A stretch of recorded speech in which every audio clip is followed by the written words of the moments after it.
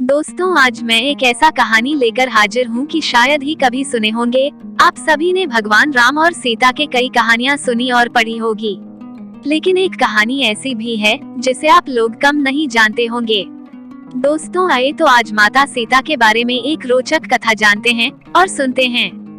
नमस्कार दोस्तों, आपका ही चैनल बातें ज्ञान यूट्यूब चैनल में आपका स्वागत है। कृपया चैनल को सब्सक्राइब करें, वीडियो को शेयर करें। धन्यवाद। एक समय की बात है जब माता सीता अपने उपवन में घूमने गई थी। वो कई देर तक फूलों को देखती रही, फिर आकाश को निहारा। तभी देखा कि तोते का एक खूबसूरत जोड़ा एक पेड़ पर आकर बैठ गया।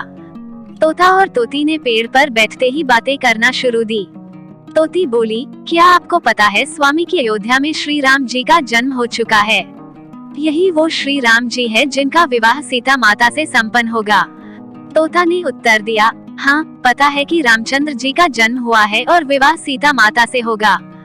यही रामचंद्र इस धरती पर 11,000 वर्ष तक राज भी करेंगे। सीता जी के पिता राजा जनक स्वयंवर रचाएंगे। इस स्वयंवर में खूब सारे राजा महाराजा दूर दूर से आएंगे। वो सभी राजा जनक द्वारा रखे गए धनुष को तोड़ने में असमर्थ होंगे।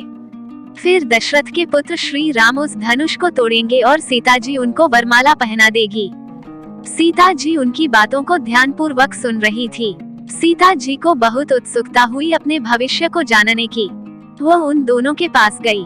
जब उन दोनों ने सीता माता को आते हुए देखा तो वो दोनों डर गए। वो डर के मारे उड़ने को तैयार ही थे कि तभी अचानक सीता जी ने उन दोनों को रोक लिया। सीता जी ने उन दोनों से कहा कि दोनों की डरने की बिल्कुल भी जरूरत नहीं है। सीता जी ने उन दोनों को आश्वासन दिया कि वही जनक पुत्री सीता है। उनकी यह बात सुनकर तोता तोती को चैन आया। सीता माता ने उनसे पूछा कि वो दोनों कौन से राजकुमार की बात कर रहे हैं। तब तोता और तोती ने बताया कि वह अयोध्या के राजकुमार और दशरथ पुत्र श्री रामचंद्र की बात कर रहे हैं। माता सीता ने पूछा कि जिस धनुष की तुम बात कर रहे थे क्या उसे कोई नहीं तोड़ पाएगा। तो इस पर तोते ने कहा कि वह धनुष केवल रामचंद्र जी ही तोड़ पाएंगे। इसके बाद सीता माता ने पूछा कि उन दोनों को इतनी गहरी बात किसने बताई। तो तोता और तोती ने कहा कि उन दोनों को ये कथा महर्षि वाल्मीकि ने सुनाई। ये सारी बातें सुनकर सीता जी अपने आगे के भविष्य को जानने उत्सुक हो गई। सीता जी ने उन दोनों से कहा कि वो दोनों उनके महल में ही रहकर उनके भविष्य के बारे में बताएं। तो इस बात पर तोते ने कहा कि क्योंकि उसकी पत्नी गर्भवती है इसलिए वह अभी तो महल नहीं चल सकते हैं, लेकिन बच्चे के जन्म के पश्चात वह दोनों सीता जी के महल जरूर आएंगे।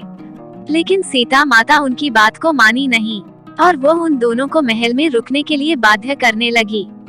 जब वो दोनों सीता जी की बात नहीं माने तो सीता माता ने उस तोती को कसकर पकड़ लिया। तोती ने कहा कि कृपा करके सीता जी उसे छोड़ दे। तोते ने भी बहुत गुहार लगाई पर सीता जी नहीं मानी। वह तोती को अपने राजमहल ले जाने के लिए उड़ गई।